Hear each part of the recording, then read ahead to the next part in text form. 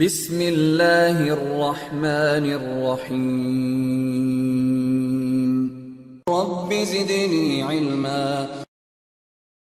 إن الحمد لله نحمده ونستعينه ونستغفره ونؤمن به ونتوكل عليه ونعوذ بالله من شرور أنفسنا ومن سيئات أعمالنا من يهده الله فلا مضل له ومن يضلل فلا هادي له وأشهد أن لا إله إلا الله وحده لا شريك له وأشهد أن محمدا عبده ورسوله فإن خير الحديث كتاب الله وخير الهدي هدي محمد صلى الله عليه وسلم وشر الأمور محدثاتها وكل محدثة بدعة وكل بدعة ضلالة وكل ضلالة في النار. قال الله تبارك وتعالى في القرآن المجيد والفرقان الحميد بعد أن أقول أعوذ بالله السميع العليم من الشيطان الرجيم من حمده ونفخه ونفسه. يا أيها الناس اتقوا ربكم الذي خلقكم من نفس واحدة وخلق منها زوجها وبث منهما رجالا كثيرا ونساء واتقوا الله الذي تساءلون به والأرحام إن الله كان عليكم رقيبا. يا أيها الذين آمنوا اتقوا الله حق تقاته ولا تموتن إلا وأنتم مسلمون. يا أيها الذين آمنوا اتقوا الله وقولوا قولا سديدا يصلح لكم أعمالكم ويغفر لكم ذنوبكم ومن يطع الله ورسوله فقد فاز فوزا عظيما. سبحانك لا علم لنا إلا ما علمتنا إنك أنت العليم الحكيم. رب اشرح لي صدري ويسر لي أمري واحلل عقدة من لساني يفقهوا قولي. الحمد لله خالق الوجود من العدم الذي علم بالقلم علم الإنسان ما لم يعلم والصلاة والسلام على سيد الأشرف الأنبياء المرسلين نبينا محمد وعلى آلہ وأصحابہ اجمعین. اما بعد، جیسا کہ آپ جانتے ہیں کہ ہم توحید کے متعلق جو ہے احادیث اور خاص کر جو شیخ مرزوق حفظہ اللہ کی کتاب ہے الاربعون حدیثا فی فضل لا الہ الا اللہ، وہ اس کا ہم مطالعہ کر رہے ہیں کہ شیخ نے یہ جو کتاب لکھی ہے اور جس کا مقدمہ شیخ صالح الفوزان حفظہ اللہ نے لکھا ہے الاربعون حدیثا فی فضل لا الہ الا اللہ. تو انشاءاللہ آج ہم کل کی مجلس میں ہم نے کم و بیش 20 حدیثیں جو ہے اللہ کے فضل و کرم سے ہم نے پڑھی ہیں. آج انشاءاللہ باقی 20 حدیثیں پڑھیں گے انشاءاللہ. تو یہ 21ویں حدیث ہے، اور اس سے قبل کہ ہم تفصیل میں جائیں تو چند باتیں جو میں آپ لوگوں کے سامنے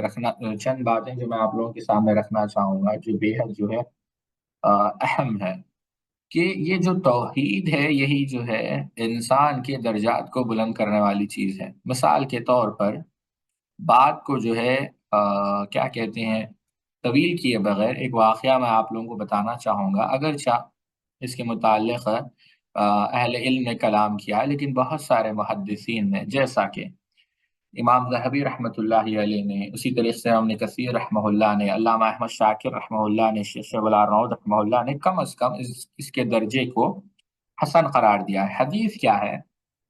اس حدیث کو نقل کرنے والے امام احمد رحمۃ اللہ علیہ نے اپنے مسند کے اندر، امام طبرانی نے اپنے معجم کے اندر، امام ابن حبان نے اپنی صحیح کے اندر، امام حاکم رحمۃ اللہ علیہ نے مستدرک کے اندر نقل کیا ہے. کہتے ہیں عن ابن عباس رضی اللہ عنہما قال قال رسول اللہ صلی اللہ علیہ وسلم لما كانت ليلة التي أسري بي فيها أتت علي رائحة طيبة فقلت يا جبريل ما هذه الريحة طيبة؟ فقال هذه الريحة معشيتة أبناء فرعون وأولادها. قال قلت وما شأنها؟ قال بين هي تمشط أبناء فرعون ذات يوم إذ سقطت المدرة من يديها فقالت بسم الله فقالت لها ابنة فرعون أبي؟ قالت لا ولكن ربي وربك أبيك الله. قالت أخبروه بذلك؟ قالت نعم. فأخبرته فدعاها فقال يا فلانة وإن لك ربا غيري؟ قالت نعم ربي وربك الله ربي وربك الله. فأمر ببقرة من نحاس فحميت ثم أمر بها أن تلقي هي وأولادها فيها. قالت له إن لي إليك حاجة. قال وما حاجتك؟ قالت أحب أن تجمع عظامي وإذام ولدي في ثوب واحد وتدفيننا. قال ذلك لك علينا من الحق قال فآمر بأولادها فألقوا بين يديها واحدا واحدا إلى أن انتهى ذلك إلى صبي لها مرضع. الله أكبر. وكأنها تقاست من أجله قال يا أمه افتحيمي فإن عذاب الدنيا أحون من عذاب الآخرة. اور کریں فإن عذاب الدنيا أحون من عذاب الآخرة. فاقتحمت. قال ابن عباس رضی اللہ عنہما تکلم عربات صغار عیسیٰ ابن مریم علیہ السلام وصاحب زرید وشاہد یوسف وابن مسیطت ابنتی فرعون، اور کما قال ابن عباس. اس حدیث پر غور کریں اور دیکھیں کہ سبحان اللہ کس طریقے سے جو ہے توحید کی وجہ سے لوگوں کو آزمایا گیا. حسب الناس ان یترکوا یقولوا آمنا وهم لا یفتنون. حضرت عبداللہ ابن عباس رضی اللہ تعالیٰ عنہ جو اللہ کے رسول صلی اللہ علیہ وسلم کے چچیرے بھائی ہے، بیان کرتے ہیں کہ معراج کی رات اللہ کے رسول صلی اللہ علیہ وسلم کا گزر جو ہے ایک مقام سے ہوا، لیکن ایسا مقام تھا کہ جہاں پر آپ صلی اللہ علیہ وسلم کو نہایت ہی یعنی یوں سمجھے اعلیٰ خوشبو کی مہک آنے لگی. تو آپ نے سیدنا جبریل علیہ الصلوۃ والسلام سے پوچھا کہ جبریل یہ جو خوشبو ہے اعلیٰ نہایت قسم کی بہترین خوشبو کہاں سے آ رہی ہے؟ تو سیدنا جبریل علیہ الصلوۃ والسلام نے کیا جواب دیا کہ اللہ کے رسول صلی اللہ علیہ وسلم کی یہ فرعون کی بیٹی کی کنگھی کرنے والی خادمہ، یعنی فرعون کی بیٹی کی خادمہ جو کنگھی کیا کرتی تھی اس کی اولاد کی ہے، اور اس کی اولاد کی یعنی کنگھی کرنے والی کی اور اس کی اولاد کی. کہا اس کی شان کیا ہے؟ تو کہا جبریل علیہ الصلوۃ والسلام نے فرعون کی بیٹی کو کنگھی کرتے ہوئے اس مؤمنہ خاتون کے ہاتھ سے اتفاقاً کیا ہوا، کنگھی گر پڑی. یعنی فرعون کی بیٹی کو وہ کنگھی کر رہی تھی، کنگھی گر پڑی. تو اس کی زبان سے کیا نکلا؟ بسم اللہ. فرعون کی بیٹی نے کہا اللہ تو میرا باپ ہے، نعوذ باللہ من ذالک، یعنی فرعون کی طرف اشارہ تھا. تو اس خادمہ نے جواب دیا کہ نہیں، میرا اور تیرا باپ کا پروردگار کون ہے؟ اللہ ہے. فرعون کی بیٹی نے کہا کہ میں اس کی خبر اپنے باپ کو دے دوں گی. تو اس نے کہا کوئی حرج کی بات نہیں. بس اس نے اپنے باپ کو ساری بات سنا دی، یعنی فرعون کو. فرعون نے اس خادمہ کو بلوا کر کہا کیا تم میرے سوا کسی اور کو رب مانتی ہو؟ کہا ہاں، میرا اور تیرا پروردگار اللہ ہے. فرعون نے اس وقت حکم دیا تانبے کی گائے کو آگ میں تپایا جائے. یعنی تانبے کی گائے کو، یعنی کیا معنی کہ یہ تاپ، یعنی اگر اس کا معنی سمجھنا جائے تانبے کی گائے، اس کا مطلب کیا ہے ساتھی؟ اس کا مطلب یہ ہے جیسے علامہ ابن اثیر رحمہ اللہ نے النہایہ کے اندر بیان کیا، حافظ ابو موسیٰ رحمہ اللہ بیان کرتے ہیں، اس کا معنی یہ ہے کہ کافی جو ہے ایک وسیع سمجھے، یعنی کشادہ، بہت بڑے جو ہے تانبے کی، یعنی جیسے جس طرح گائے کشادہ ہوتی ہے اس طریقے سے کشادہ اس کو بنایا گیا. تانبے کی جو ہے گائے کو جو ہے یوں سمجھے بنایا گیا، یعنی آگ میں اس کو تپایا گیا، یعنی اس تانبے کو، کافی بڑے تانبے کو بڑی مقدار میں. جب وہ بالکل آگ جیسی ہو جائے تو پھر اسے اور اس کے بچوں کو ایک ایک کر کے اس میں ڈال دیا جائے. اللہ اکبر. اس مومنہ عورت نے فرعون سے کہا میری ایک درخواست ہے. اس نے کہا کیا؟ اس نے کہا میری اور میرے بچوں کی ہڈیاں ایک کپڑے میں جمع کر کے دفن کر دینا. فرعون نے کہا اچھا، تیری کچھ حقوق ہمارے ذمے ہیں اور اس لیے یہ منظور ہے کیونکہ تو ہمارے خادمہ ہے. بعد ازاں فرعون نے حکم دیا کہ ایک ایک کر کے اس کے بچوں کو آگ کی طرح تپتی ہوئی آگ میں ڈال دو. جب دودھ پیتے بچے کی باری آئی، فرعون یعنی اس میں ایک دودھ پیتا ہوا بچہ تھا، تو وہ گھبرائی. یعنی ظاہر سی بات ہے، آپ سوچیں ایک ماں کو اپنے بچے سے کتنی محبت ہوتی ہے. تو اس دودھ پیتے بچے نے کہا اپنی ماں سے کہ امی جان افسوس کرنے کی کوئی بات نہیں، بلکہ آگ میں ڈال دیں، کیونکہ دنیا کا جو عذاب ہے آخرت کے عذاب سے بہت ہلکا ہے. تب ماں نے بچے کو آگ میں ڈال دیا. اللہ اکبر. ابن عباس رضی اللہ عنہ فرماتے ہیں کہ 4 چھوٹے بچوں نے یعنی صغار یعنی چھوٹے رہنے کے باوجود انہیں گود میں ہی گفتگو کی. وہ 4 کون ہیں؟ عیسیٰ ابن مریم، صاحب زریج، اور یوسف کی گواہی دینے والا، اور فرعون کی بیٹی، یعنی یہ جو ہے جو فرعون کی کنگھی کرنے والی عورت تھی اس عورت کا بیٹا. تو آپ دیکھیں کہ یہ جو توحید کی نعمت ہے جو ہم کو ملی ہے، ظاہر سی بات ہے ایسی قربانی تو آج ہم نہیں دے رہے ہیں. اللہ کے فضل و کرم سے ہم علی وجیہ البصیرت بغیر کسی ڈر اور خوف کے توحید کا اقرار کر سکتے ہیں. تو اس کا شکر ہمیں بجا لانا چاہیے، کیونکہ ایسا ظلم موحدین میں تاریخ میں ہوا ہے اور آج بھی کئی سارے مقامات پہ ہو رہا ہے. تو اللہ تعالیٰ کی بہت بڑی نعمت ہے کہ توحید کا اظہار کرنا بھی ایک بہت بڑی نعمت ہے کہ اپنے دین پر آزادانہ یعنی بغیر کسی تردد کے آپ عمل کر سک رہے ہیں. چلیے جو پہلی 21ویں حدیث جو شیخ حفظہ اللہ نے نقل کی وہ سیدنا برا ابن عازب رضی اللہ تعالیٰ عنہ کی ہے۔ امام بخاری رحمۃ اللہ علیہ اس کو کتاب التفسیر القرآن کے اندر نقل کرتے ہیں، حدثنا ابو الولید حدثنا شعبہ قال اخبرني علقمة ابن مرثد قال سمعت سعد بن عبيدة عن البراء بن عازب ان رسول الله صلى الله عليه وسلم قال المسلم اذا سئل في القبر يشهد ان لا اله الا الله وان محمد رسول الله فذلك قول يثبت الله الذين امنوا بالقول الثابت في الحياة الدنيا وفي الاخرة۔ برائے اور کما قال نبی صلی اللہ علیہ وسلم، برائے ابن عازب رضی اللہ تعالیٰ عنہ کہتے ہیں کہ اللہ کے رسول صلی اللہ علیہ وسلم نے فرمایا مسلمان سے جب قبر میں سوال ہوگا۔ اب یہاں پر ایک بات یاد رکھیے ساتھیوں، یہاں پر میں ٹھہرنا چاہوں گا کہ مسلمان سے جب قبر میں سوال ہوگا کیا معنی ساتھیوں؟ پہلا معنی تو یہ پتا چلا کہ قبر کا جو عذاب ہے وہ برحق ہے۔ بہت سارے لوگ اس کا انکار کر دیتے ہیں، آپ جان کر تعجب کریں گے عثمانیہ یہ ایک فرقہ نکلا ہے جو قبر کے عذاب کا منکر ہے، جو یہ کہتے ہیں کہ قبر کے اندر عذاب نہیں ہوتا، جو بالکل ایک من گڑت بات ہے، یعنی یہ بات جو ہے درست نہیں ہے، اور بہت سارے لوگ آج کل قبر کے عذاب کا انکار کرتے ہیں، حالانکہ اہل سنت والجماعت کا یہ عقیدہ ہے کہ قبر کا جو عذاب ہے وہ کیا ہے؟ برحق ہے۔ قبر کا جو عذاب ہے برحق ہے، اور اللہ رب العزت نے قرآن مجید میں اس کا ذکر کیا ہے۔ اللہ رب العزت نے کیا کہا اگر آپ دیکھیں، اللہ رب العزت نے سورہ غافر کے اندر ارشاد فرمایا النار یرعدون علیہا غدوا وعشیا ویوم تقوم الساعة ادخلوا آل فرعون اشد العذاب۔ اللہ رب العزت نے یہاں پر ذکر کیا ہے قبر کے عذاب کا۔ اب یہاں پر کون سا عذاب ہے؟ پہلا نقطہ، قبر کے اندر سوال و جواب یہ حقیقت ہے۔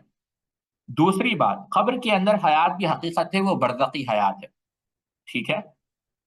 اب تیسری بات، چاہے کسی بھی حالت میں مرے آپ، چاہے آپ سمندر میں غرق ہو کر مرے، چاہے آپ جل کر مرے، لیکن ہر کسی کو قبر میں عذاب یعنی عالم برزخ میں جو ہے ان کو عذاب ہوگا، یہ ایک بات حقیقت ہے ساتھیوں، اس کا کوئی شخص انکار نہیں کر سکتا، پہلی چیز۔ تیسری چیز، چوتھی چیز ساتھیوں، ہمارا عقیدہ کیا ہے عذاب کے متعلق؟ اہل سنت والجماعت کا عقیدہ ہے کہ قبر کے اندر عذاب ہوتا ہے، قبر کے اندر سزا دی جاتی ہے، اور یہ جو زندگی ہوتی ہے یہ برزخ کی زندگی ہوتی ہے، جیسے اللہ رب العزت نے کہا کہ جو یعنی صبح شام، جیسے فرعون کے متعلق کہا کہ صبح شام جو ہے ان کو کیا دکھایا جاتا ہے؟ ان کو جو ہے آگ دکھائی جاتی ہے حتیٰ کہ قیامت واقع نہ ہو جائے۔ ابن کثیر رحمہ اللہ کہتے ہیں کہ یہ آیت دلیل ہے اہل سنت والجماعت کی برزخ کے عذاب کے متعلق، جو سورہ غافر کی آیت ہے، اور یہی وجہ ہے اگر آپ دیکھیں صحیح بخاری دیکھیں، صحیح مسلم دیکھیں، اللہ کے رسول صلی اللہ علیہ وسلم ہمیشہ جو ہے دعا کرتے تھے نماز کے اندر، اللہم انی اعوذ بک من عذاب القبر واعوذ بک من فتنة المسیح الدجال واعوذ بک من فتنة المحیا وفتنة الممات اللہم انی اعوذ بک من المأثم والمغرب۔ یہ اللہ کے رسول صلی اللہ علیہ وسلم دعا کرتے تھے ہمیشہ، قبر کے عذاب سے، قبر کے فتنے سے پناہ مانگتے تھے، ٹھیک ہے۔ اب یہاں پر اور ایک سوال کو ہم لیتے ہیں بات کو سمجھنے کے لیے، کیا جو قبر میں جو عذاب ہوتا ہے کیا وہ عذاب صرف روح کو ہوتا ہے یا روح مال جسم یعنی جسم کے ساتھ ہوتا ہے؟ یعنی دونوں۔ علامہ ابن تیمیہ رحمۃ اللہ علیہ اختیارات الفقیہ کے اندر بیان کرتے ہیں، وہ بیان کرتے ہیں کہ جو سلف کا عقیدہ تھا اور جو ائمہ اہل سنت تھے کہ جو قبر کا عذاب ہوتا ہے یہ میت کے روح اور جسم دونوں کو ہوتا ہے۔ سمجھ رہے ہیں آپ میری بات؟ یہ دونوں کو جو ہے ہوتا ہے، جیسے ظاہر سی بات ہے برزخ کی وہ کیفیت ہے، اب اس کیفیت میں ہم نہیں جاتے۔ اللہ ابن قیم رحمۃ اللہ علیہ نے بھی کتاب الروح کے اندر اس پہ بہت لمبی بحث کی ہے، ظاہر سی بات ہے وہ ہمارا موضوع نہیں، لیکن یہ بنیادی ہمارا عقیدہ ہے یہ ساتھیوں، یہ بات کو آپ سمجھیں، ٹھیک ہے۔ ابوالکلام آزاد امام غزالی رحمہ اللہ نے تفصیل پر اس پر کلام کیا ہے، لیکن پہلا نقطہ جو میں بتانا چاہتا ہوں اس میں وہ یہ ہے کہ قبر کا عذاب برحق ہے، ٹھیک ہے۔ اللہ کے رسول صلی اللہ علیہ وسلم فرماتے ہیں مسلمان سے جب قبر میں سوال ہوگا تو وہ گواہی دے گا کہ اللہ کے سوا کوئی معبود نہیں، اور یہ کہ محمد اللہ کے رسول ہے۔ اللہ تعالیٰ کا ارشاد ہے، اللہ تعالیٰ کہتا ہے کہ اللہ ایمان والوں کی اس کی پکی بات کیا ہے؟ کل ہم نے پڑھا لا الہ الا اللہ مضبوط رکھتا ہے دنیاوی زندگی میں بھی اور آخرت میں بھی، یہی مطلب ہے۔ تو پتہ یہ چلا ساتھیوں یہ حدیث ہے۔ اچھا، اگر آپ اس کی تفسیر میں دیکھیں گے آپ کو معلوم ہے کہ یہ کیا معنی ہے، اس کا معنی کیا ہے لا الہ الا اللہ۔ امام ابن ابی حاتم رحمۃ اللہ علیہ اپنی تفسیر ابن ابی حاتم کے اندر نقل کرتے ہیں، اور بھی علماء نقل کرتے ہیں، لیکن ایک بات یعنی اس کا معنی لا الہ الا اللہ، جیسا امام عبدالرزاق الصنعانی نے تفسیر کے اندر طاؤس ابن کیسان رحمۃ اللہ علیہ کا قول نقل کیا۔ امام ابو قتادہ انصاری رضی اللہ عنہ بیان کرتے ہیں کہ جب مومن کا انتقال ہوتا ہے اور جو ہے اس میں جو ہے قبر میں اس کو لٹایا جاتا ہے، تو فرشتے کیا پوچھتے ہیں؟ من رب کا، تو کیا کہتے ہیں؟ اللہ۔ پھر وہ پوچھتے ہیں من نبی کا، تیرا نبی کون ہے؟ تو وہ کیا کہتا ہے؟ محمد ابن عبداللہ صلی اللہ علیہ وسلم۔ جب یہ سوالات ہوتے ہیں تو اس کے بعد جو ہے جہنم کا دروازہ کھولا جاتا ہے کہ اگر تم جواب نہ دیتے تو یہ ہوتا، پھر جنت کا دروازہ کھولا جاتا ہے۔ بہرحال عبداللہ ابن عباس رضی اللہ تعالیٰ عنہ فرماتے ہیں، امام طبری نقل کرتے ہیں اس کو، کہ جب مومن کا انتقال ہوتا ہے تو ملائکہ جو ہے وہاں پر اس کی جو ہے عیادت کے لیے الفاظ دیگر اس کی یعنی وہاں پر موجود ہوتے ہیں، وہاں پر نازل ہوتے ہیں، اس کو سلام کرتے ہیں، جنت کی بشارت دیتے ہیں، بلکہ اس کے جنازے میں اس کے ساتھ ہوتے ہیں اور اس پر سلامتی بھیجتے ہیں، مغفرت کی دعا کرتے ہیں لوگوں کے ساتھ۔ اور جب اس کو قبر میں دفنایا جاتا ہے تو وہی سوال کرتے ہیں کہ من رب کا ما رسول کا، تو جب وہ جواب دیتے ہیں تو فرشتے یعنی یہی آیت کہ اس کی قبر جو ہے اس کے لیے کشادہ ہو جاتی ہے جہاں تک کہ اس کی نگاہ جائے، جس روایت کے اندر آتا ہے۔ تو سبحان اللہ، یعنی پتہ یہ چلا اس حدیث سے، شیخ نے تو کافی سارے فوائد ذکر کیے ہیں، ہم وہ فوائد کو بھی ذکر کریں گے، لیکن اگر ہم اختصار ایک منٹ کے اندر اس کو رکھیں تو برزخ کی زندگی حقیقت ہے ساتھیوں، اور پہلا سوال جو قبر کے اندر ہونے والا ہے یہی توحید کا، اور تیسرا سوال قبر میں بٹھایا جائے گا اور آپ کو سوال کیا جائے گا، منکر نکیر حق ہے، اور چوتھا سوال کہ یہ اللہ تعالیٰ کا انعام ہے، توحید کی معرفت اگر آپ کے پاس ہو تو اللہ کے فضل سے، اللہ کے کرم سے آپ اس مرحلے میں بھی کامیاب ہو جائیں گے۔ اللہ سے دعا کریں اللہ رب العزت ہم سب کو اس مرحلے میں کامیاب فرمائیں، آمین۔ دوسری حدیث 22ویں حدیث پر جائیں آپ جی۔ اب آپ دیکھیں اس حدیث کو یہاں پر شیخ نے کہاں سے نقل کیا؟ یہ حدیث امام احمد ابن حنبل رحمہ اللہ اور امام ترمذی رحمۃ اللہ علیہ۔ اس حدیث کے راوی کون ہیں؟ آپ جانتے ہیں یہ حدیث معروف ہے عبداللہ ابن عمرو ابن عاص رضی اللہ تعالیٰ عنہ کی، جس کا مطالعہ ہم نے پچھلی نشست میں بھی کیا تھا۔ حدیث کیا ہے؟ آئیے ذرا غور سے اس حدیث کو ہم دیکھتے ہیں۔ ان عبداللہ ابن عمرو وقال قال رسول اللہ صلی اللہ علیہ وسلم ان اللہ، اب آپ دیکھیں ان اللہ سیقلص رجل من امتی على رؤوس الخلائق یوم القیامت فینشر علیہ 99 سجلا كل سجل مثل مد البصر، اللہ اکبر، سجل مثل مد البصر، ثم يقول اتنكر من هذا شيئا اظلمك كتبتي الحافظون، فيقول لا يا ربي، فيقول افلك عذر، فيقول لا يا ربي، فيقول بلى ان لك عندنا حسنة فانه لا ظلم عليك اليوم، فتخرج بطاقة فيها أشهد أن لا إله إلا الله وأشهد أن محمدا عبده ورسوله، فيقول احذر وزنك، فيقول يا ربي ما هذه البطاقة ما هذه السجلات، فقال إنك لا تظلم، قال فتوزع السجلات في كفة والبطاقة في كفة، فتاشت السجلات وثقلت البطاقة فلا يثقل مع اسم الله شيء، اور كما قال النبي صلی اللہ علیہ وسلم۔ کہتے ہیں اب اس حدیث کے متعلق کافی سارے فوائد ہیں، انشاءاللہ ہم اس پر آئیں گے، لیکن ترجمہ ہم آپ کے سامنے رکھتے ہیں۔ عبداللہ ابن عمرو ابن عاص رضی اللہ کہتے ہیں کہ اللہ کے رسول صلی اللہ علیہ وسلم نے فرمایا کہ قیامت کے دن میری امت کے ایک شخص کو چھانٹ کر نکالے گا، یعنی اللہ تعالیٰ میری امت کے ایک شخص کو چھانٹ کر نکالے گا، ندا ہوگی، اس کو پکارا جائے گا اور سارے لوگوں کے سامنے لائے گا، اور اس کے سامنے اس کی گناہوں کے 99 دفتر پھیلائے جائیں گے، ہر دفتر حد نگاہ تک ہوگا، یعنی جہاں تک اس کی نظر جائے گی۔ پھر اللہ عز و جل پوچھے گا کیا تم اس میں سے کسی چیز کا انکار کرتے ہو جو تم گناہ دیکھ رہے ہو؟ کیا تم میرے محافظ کاتبوں نے ظلم کیا ہے، یعنی جن فرشتوں نے یہ سب لکھا ہے کیا انہوں نے تم پر ظلم کیا ہے؟ وہ کہے گا نہیں، اے میرے رب نہیں۔ پھر اللہ کہے گا کیا تیرے پاس کوئی عذر ہے؟ تو کہے گا نہیں، اے میرے رب کوئی عذر نہیں۔ تو اللہ کہے گا کہ کوئی بات نہیں، تیری ایک نیکی میرے پاس ہے، سبحان اللہ، آج کے دن تجھ پر کوئی ظلم و زیادتی نہ ہوگی۔ پھر ایک پرچہ یعنی رخا کہہ لیں آپ، نکالا جائے گا جس پر اشہد ان لا الہ الا اللہ واشہد ان محمدا عبدہ ورسولہ ہوگا، لکھا ہوگا۔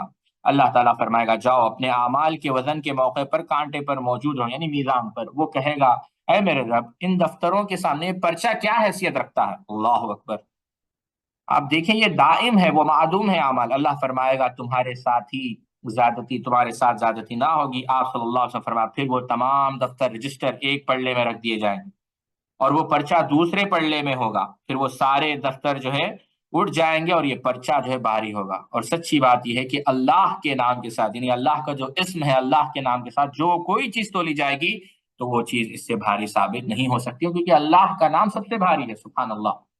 تو یہ حدیث بھی بتاتی ہے کہ توحید کی فضیلت کیا ہے، سمجھ رہے ہیں آپ میری بات؟ شیخ بتاتے اس میں بھی آپ دیکھیں کافی سارے فائدے ہیں۔ پہلے میزان کا اس بات کہ قیامت کے دن جو ہے اعمال تولے جائیں گے۔ دوسری بات کہ اور جو فرشتے جو ہے لکھنے والے ہیں، ہر چیز کو وہ لکھ رہے ہیں، وما ربک لا نسی، اللہ کوئی چیز بھولنے والا نہیں۔ اور اللہ رب العزت عدل کرنے والا ہے، اللہ رب العزت جو ہے ظلم کرنے والا نہیں ہے، اور اللہ رب العزت عذر کو تلاش کرتا ہے، اللہ محبت کرتا ہے اپنے بندے سے تاکہ کوئی نہ کوئی نیکی اس کی تلاش کرے اور اللہ رب العزت اس کو معاف کر دے۔ اور اس سے یہ بات پتہ چلتی ہے کہ شہادتین، کلمہ توحید، کلمہ رسالت، یہ دیکھیں آپ شہادتین اس کی فضیلت کیا ہے۔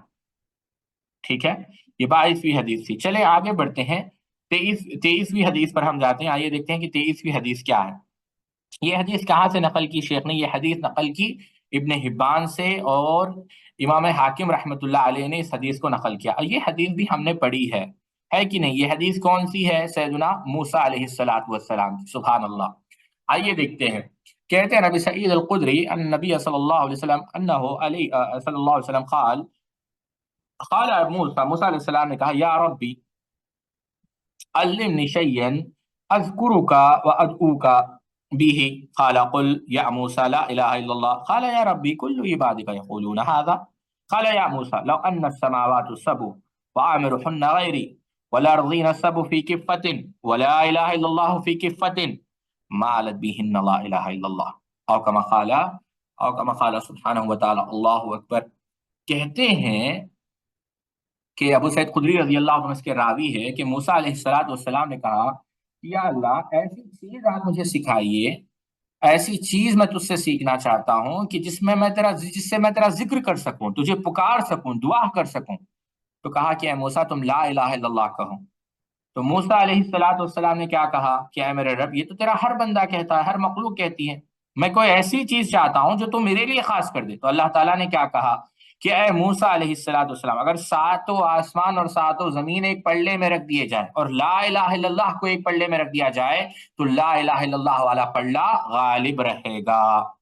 یعنی یہ لا الہ الا اللہ کی فضیلت ہے کہ پوری یعنی ساتوں آسمان ساتوں زمین ایک طرف اور لا الہ الا اللہ ایک طرف، اور موسیٰ علیہ الصلوۃ والسلام کو بھی اللہ رب العزت نے اس کی تعلیم دی۔ تو پتہ یہ چلا کہ توحید کی فضیلت کو متنبع کی، توحید کی فضیلت سے متعلق، توحید کی فضیلت آگاہ کیا گیا انبیاء علیہ الصلوۃ والسلام کو بھی توحید کی فضیلت کے متعلق، دیکھیں آپ۔ اور اس چیز کی طرف توجہ دلائی کہ لا الہ الا اللہ تمام مخلوقات سے زیادہ وزندار ہے۔ سمجھ رہے ہیں آپ میری بات؟ تو یہ کیا ہے؟ اور یہ اس سے یہ بھی بات پتہ چلی کہ جس طرح یعنی 7 آسمان بھی ہے، 7 زمین بھی ہے، اور میزان کے کتنے پلڑے ہیں؟ 2 پلڑے ہیں۔ چلیے اگلی حدیث پر ہم چلتے ہیں جو سیدنا نوح علیہ الصلوۃ والسلام کے متعلق ہے، جس کو ہم نے پڑھا۔ آئیے دیکھتے ہیں کہ اس حدیث سے کیا کیا فائدے ہمیں حاصل ہوتے ہیں۔ یہ بھی کافی معروف حدیث ہے، اور ہم نے آپ کو پچھلی مجلس میں بھی ذکر کیا تھا کہ فضیلت الشیخ مقصود حسن فیضی حفظہ اللہ کا مستقل اس حدیث پر محاضرہ ہے، یعنی نوح علیہ الصلوۃ والسلام نے جو اپنے بیٹوں کو نصیحت کی تھی، ٹھیک ہے، آپ ضرور جو ہے اس کو بھی پڑھیں تاکہ اس کو سنیں، تاکہ جو ہے اس حدیث سے جو فائدے آپ کو، کافی سارے فائدے اس درس سے آپ کو انشاءاللہ حاصل ہوں گے۔ اس حدیث کے راوی بھی عبداللہ ابن عمرو ابن عاص رضی اللہ عنہ کہتے ہیں کہ اللہ کے رسول صلی اللہ علیہ وسلم نے کہا، ان نوح علیہ السلام لما حضرت الوفات دعا ابنیہ فقال انی قاسم علیکم الوصیۃ امرکما باثنتین وانحکما عن اثنتین، انحکما عن الشرک والکبر وامرکما بلا الہ الا اللہ، فان السماوات والارض وما فيهما لو وضعت في كفة الميزان ووزيت لا إله إلا الله في الكفة الأخرى كانت أرجع، ولو أن السماوات والأرض كانتا حلقة فوزيت لا إله إلا الله عليهما لقسمتها أو لقسمتها وأمركما بسبحان الله وحمد سبحان الله وبحمده فإنها صلاة كل شيء وبها يرزق كل شيء، أو كما قال نوح علیہ الصلاۃ والسلام۔ نوح علیہ الصلاۃ والسلام کہتے ہیں، یعنی اللہ کے رسول فرماتے ہیں، بلا شبہ جب یعنی یہ جو اللہ کے نبی تھے ان کی وفات کا وقت قریب آیا تو آپ نے کیا کیا؟ اپنے بیٹوں سے فرمایا یقیناً تجھے میں وصیت کرنے لگا ہوں، اور میں تمہیں دو باتوں کا حکم دیتا ہوں اور دو باتوں سے منع کرتا ہوں۔ میں تمہیں لا الہ الا اللہ کا حکم دیتا ہوں، کیونکہ اگر ساتوں آسمان اور ساتوں زمینیں ایک پلڑے میں رکھی جائے گی اور لا الہ الا اللہ دوسرے پلڑے میں رکھا جائے تو لا الہ الا اللہ ان سب پر بھاری ہوگا، اللہ اکبر۔ اور اگر ساتوں آسمان اور ساتوں زمین ایک انگوٹھی بنا دی جائے یا ایک حلقہ بنا دیا جائے مکمل طور پر، تو لا الہ الا اللہ ان کے ٹکڑے ٹکڑے ریزہ ریزہ کر کر ان کو رکھ دے گا۔ اور سبحان اللہ و بحمدہ کا حکم دیتا ہوں، کیونکہ یہ کلمات ہر چیز کی نماز، ہر چیز کی صلاۃ ہے، اور انہی کے ساتھ مخلوق کو رزق دیا جاتا ہے، اور تجھے شرک اور تکبر سے میں منع کرتا ہوں۔ اگر آپ دیکھیں اس واقعے کے فوائد آپ غور کریں تو کافی سارے فوائد اہل علم نے بیان کیے ہیں۔ پہلا فائدہ کیا ہے کہ یہ جو احادیث ہے من جانب اللہ ہونا، کیوں اللہ کے رسول صلی اللہ علیہ وسلم کو کیسے پتا چلے گا نوح علیہ السلام کے متعلق؟ تو یہ بذریعہ وحی معلوم ہوئی، تو حدیث بھی کیا ہے؟ وحی ہے۔ دوسری چیز سبحان اللہ و بحمدہ، یعنی کیا ہے کہ اللہ رب العزت ہر عیب ہر نقص سے پاک ہے، ٹھیک ہے، سبحان اللہ و بحمدہ کی فضیلت۔ پھر یہاں پر ایک بات پتا چلی کہ وحی کی دو قسمیں ہیں، ایک وحی جس کی تلاوت کی جائے اور ایک وحی جو غیر مطلوب ہے جس کی تلاوت نہ کی جائے۔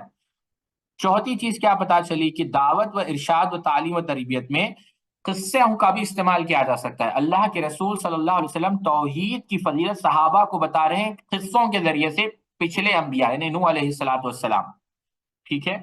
پانچویں چیز اختصار کے ساتھ نصیحت کی، یعنی کافی لمبی بات نہیں، بس اختصار کے ساتھ۔ اور دعوت، چھٹویں چیز جو کافی اہم ہے کہ انبیاء علیہ السلام نے دعوت توحید کے لیے آخری وقت تک یعنی موت کے وقت تک جو ہے اس کا اہتمام کیا، ٹھیک ہے۔ تو اور بھی بہت سارے فوائد ہیں، آپ اندازہ کریں اس حدیث سے کافی سارے فوائد ملتے ہیں، لیکن میں اپنی بات کو یہیں پر روکنا چاہتا ہوں کیونکہ بات طویل ہو جائے گی۔ کافی سارے فوائد میں آپ لوگوں کو دوبارہ نصیحت کروں گا، آپ محاضرے کو سنیں، کافی سارے فوائد اس حدیث سے آپ کو ملیں گے انشاءاللہ۔ اور یہی واقعہ آپ دیکھیں خود قرآن مجید اگر آپ اٹھا کر دیکھیں، اللہ رب العزت نے قرآن مجید کے اندر کوئی بتا سکتا ہے کہ کس نبی کا جو ہے اللہ رب العزت یہی واقعہ آپ کو قرآن مجید کے اندر کس نبی کے متعلق ملتا ہے؟ میں نے پچھلے درس میں بھی کہا تھا، کوئی بتا سکتا ہے؟ صلاۃ والسلام کا۔ اللہ رب العزت نے کیا کہا قرآن مجید کے وَوَصَّى بِهَا إِبْرَاهِيمُ بَنِيهِ وَيَعْقُوبُ يَا بَنِيَّ إِنَّ اللَّهَ اصْطَفَى لَكُمُ الدِّينَ فَلَا تَمُوتُنَّ إِلَّا وَأَنْتُمْ مُسْلِمُونَ أَمْ كُنْتُمْ شُهَدَاءَ إِذْ حَضَرَ يَعْقُوبَ الْمَوْتُ إِذْ قَالَ لِبَنِيهِ مَا تَعْبُدُونَ مِن بَعْدِي قَالُوا نَعْبُدُ إِلَٰهَكَ وَإِلَٰهَ آبَائِكَ إِبْرَاهِيمَ وَإِسْمَاعِيلَ وَإِسْحَاقَ إِلَٰهٌ وَاحِدٌ وَنَحْنُ لَهُ مُسْلِمُونَ۔ یہی واقعہ کہاں مذکور ہے؟ سورہ بقرہ کے اندر، کہ یعقوب علیہ السلام نے کیا کہا؟ یہی بات کی کہ تم کس کی عبادت کرو؟ اللہ رب العزت کی عبادت کرو۔ تو مرتے دم تک انبیاء علیہ السلام کس کی دعوت دیتے رہے؟ توحید کی دعوت دیتے رہے، ٹھیک ہے۔ اگلی حدیث پر چلے ہم، 25ویں حدیث، بارک اللہ فیکم۔ اب آپ دیکھیں اس حدیث کو کہاں سے نقل کیا گیا؟ بخاری اور مسلم سے۔ اب آپ دیکھیں اس حدیث پر بھی آپ غور کریں گے تو کافی سارے فوائد آپ کو حاصل ہوں گے۔ اب امام مسلم رحمۃ اللہ علیہ اس کو نقل کرتے ہیں، شیخ نے امام مسلم کے ہی الفاظ نقل کیے ہیں کہ اسامہ ابن زید رضی اللہ عنہ بیان کرتے ہیں، یحدث قال بعثنا رسول اللہ صلی اللہ علیہ وسلم الى الحراقة من جحینة فصبحنا القوم فحزمناهم ولحقت انا ورجل من الانصار رجلا منهم فلما غشیناه قال لا الہ الا اللہ۔ غور کریں ایک لفظ پر، فکف عنہ الانصاری وطعنته برمح حتى قتلته قال فلما قدمنا بلغ ذلك النبي صلى الله عليه وسلم فقال لي يا أسامة أقتلته بعدما قال لا إله إلا الله؟ قال قلت يا رسول الله إنما كان متعوذا قال فقال أقتلته بعدما قال لا إله إلا الله؟ قال فما زال يكررها علي حتى تمنيت أني لكم أن أكن أسلمت أني لكم أكن أسلمت قبل ذلك اليوم۔ اللہ اکبر۔ یہ سیدنا اسامہ ابن زید رضی اللہ تعالیٰ کا، بلکہ ایک لفظ جو ایک اور کیا کہتے ہیں الفاظ کے جو سمجھے تبدیلی کے ساتھ بھی روایت آئی ہے، جس میں اللہ کے رسول صلی اللہ علیہ وسلم نے کیا کہا؟ افلا شققت عن قلبه حتى تعلم قالها ام لا؟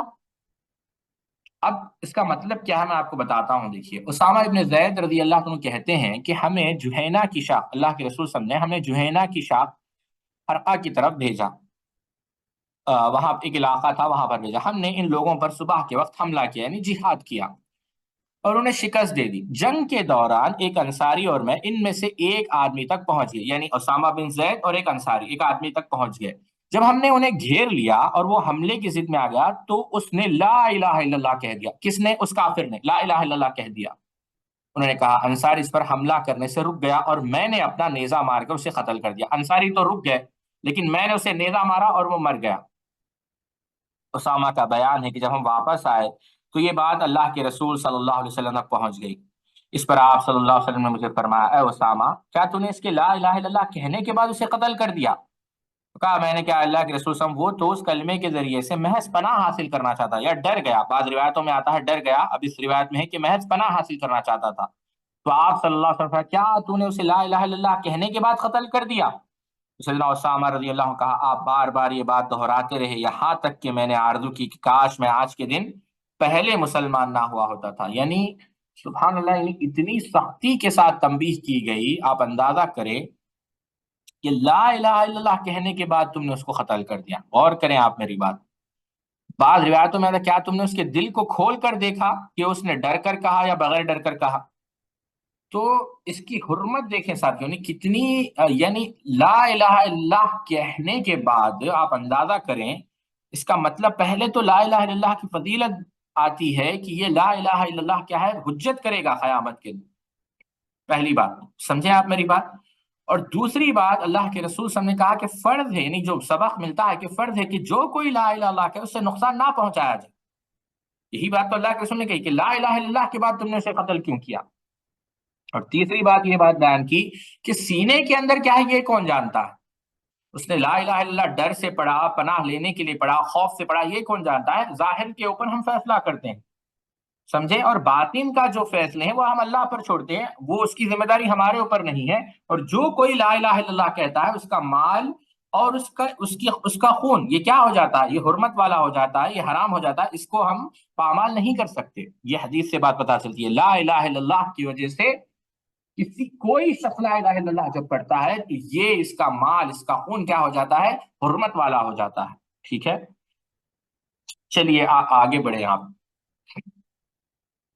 اب آپ دیکھیں، یہ اس کے اندر میں تو کہوں گا طلباء کو اس حدیث کو آپ لوگ کافی غور سے سمجھیں، اور یہ حدیث کے اندر میں تو کہوں گا کافی سارے فوائد جو ہے آپ کے لیے موجود ہیں۔ اور اس حدیث کو شیخ نے سبحان اللہ صحیح بخاری سے نقل کیا، اور یہ صحیح مسلم میں بھی ہے الفاظ کے ساتھ۔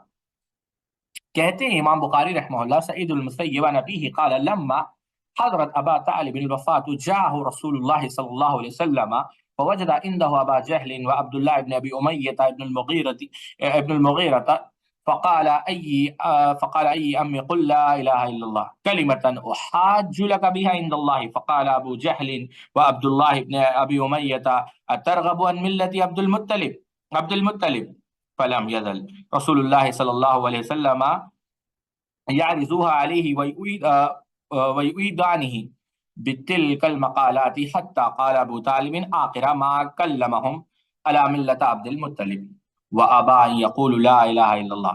قال رسول الله صلى الله عليه وسلم والله لا استغفرن لك ما لم انه انت فانزل الله ما كان للنبي والذين امنوا ان يستغفروا للمشركين وانزل الله في ابي طالب. فقال رسول الله صلى الله عليه وسلم انك لا تهدي من احببت ولكن الله يهدي من يشاء. اب دیکھیں اس پر کافی جو ہے فوائد حاصل ہوتے ہیں، اور کافی جو ہے دل دہلا دینے والی حدیث ہے۔ جب ابو طالب کی وفات کا وقت قریب ہوا تو اللہ کے رسول صلی اللہ علیہ وسلم ان کے پاس آئے۔ ابو جہل اور عبداللہ بن ابو امیہ بن مغیرہ وہاں پہلے سے ہی موجود تھے۔ اللہ کے رسول صلی اللہ علیہ وسلم فرمایا، چچا آپ صرف کلمہ لا الہ الا اللہ پڑھ دیجئے تاکہ میں اس کلمے کے ذریعے اللہ کے پاس، اللہ کی بارگاہ میں آپ کی شفاعت کروں، حجت کروں۔ اس پر ابو جہل اور ابو جہل اور عبداللہ ابن ابو امیہ نے کیا کہا کہ تم عبد المطلب کے مذہب سے پھر جاؤ گے، یعنی جو عبد المطلب کی ملت ہے، عبد المطلب کا جو دین ہے اسے تم پھر جاؤ گے۔ اللہ کے رسول صلی اللہ علیہ وسلم بار بار ان سے یہی کہتے رہے کہ آپ کلمہ پڑھ لیں، اور یہ دونوں بھی اپنی بات ان کے سامنے بار بار دہراتے رہے کہ تم عبد المطلب کے مذہب سے پھر جاؤ گا۔ آخر ابو طالب کی زبان سے جو آخری کلمہ نکلا وہ یہی تھا کہ وہ عبد المطلب کے مذہب پر ہی قائم ہے، یعنی کفر پر ان کا انتقال ہوا۔ انہوں نے لا الہ الا اللہ پڑھنے سے انکار کر دیا، ابا، انہوں نے لا الہ الا اللہ پڑھنے سے انکار کر دیا۔ راوی نے بیان کیا کہ اللہ کے رسول صلی اللہ علیہ وسلم نے فرمایا کہ اللہ کی قسم میں آپ کے لیے طلب مغفرت کرتا رہوں گا تاکہ آنکھ مجھ سے روک نہ دیا، تاکہ مجھے اس سے روک نہ دیا جائے۔ پھر اللہ تعالیٰ نے آیت نازل کی، نبی اور ایمان والوں کے لیے مناسب نہیں کہ وہ مشرکین کے لیے دعائے مغفرت کریں۔ تم پتہ یہ چلا کہ آج کل جو ایک بحث چل رہی ہے کہ ایمان ابو طالب، یہ کوئی معقول بحث نہیں ہے۔ ابو طالب کا جو انتقال ہوا ایمان پر نہیں ہوا، اور خاص ابو طالب کے بارے میں یہ آیت نازل فرمائی کہ اللہ کے رسول صلی اللہ علیہ وسلم جس کو تم چاہتے ہو ہدایت نہیں کر سکتے، البتہ اللہ ہدایت دیتا ہے اور جس کے لیے وہ ہدایت چاہتا ہے۔ سبحان اللہ۔